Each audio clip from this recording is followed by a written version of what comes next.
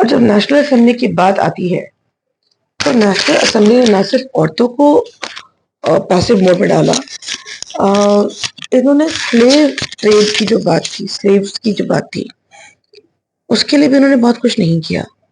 अभी slave trade क्या था कि जो कॉलोनीज थी अफ्रीका में, वहां से इनका ट्रेड होता था। जैसे कि कैरेबियन साइड में इनकी जो कॉलोनीज थी, मार्टिनिक्यू, सैन डोमिनिगो, तो यहाँ से शुगर, टोबैको, इंडिगो, इनका ट्रेड होता था अमेरिका, यूरोप और फ्रांस के बीच में। और दिक्कत क्या थी कि यूरोपियंस उतनी दूर जाके काम नहीं करना चाहते थे, तो ये लोग क्या करते थे कि वहीं लोकल जो चीफ थे, जो सूबेदार टाइप के चीफ लोग होते थे, उनसे स्लेव्स की खरीद बिक्री हुआ करती थी। नेशनल असेंबली के फ्रेमिंग के टाइम में घंटों घंटों इस पे बहस चली, लेकिन वो इनसे बचते नजर आए। फाइनली स्लेवरी को अबॉलिश किया जैकोबिन क्लब ने। ये उनका एक बहुत बड़ा अचीवमेंट था। जब हम डेमोक्रेसी की बात कर रहे हैं तो नेशनल असेंबली ने डिस्कस सब चीजों को करना था ना।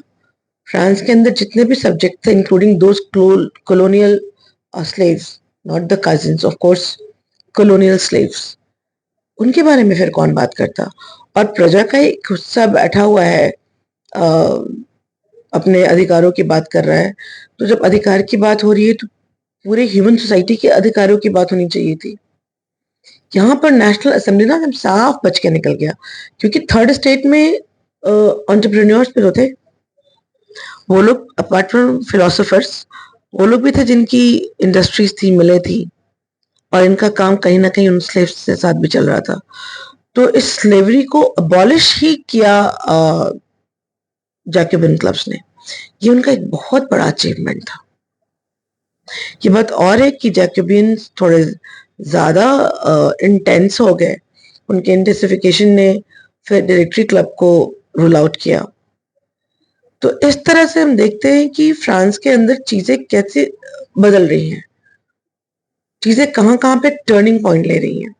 और जब रिवॉल्यूशन हो रहा था तो उस वक्त आम जनता क्या कर रही थी, उनका जीवन कैसे चल रहा था, क्या किसी क्रांति की वजह से किसी के पहनावे में बदलाव आ रहा था, इन सबको हम देख रहे हैं अब अगले शॉट।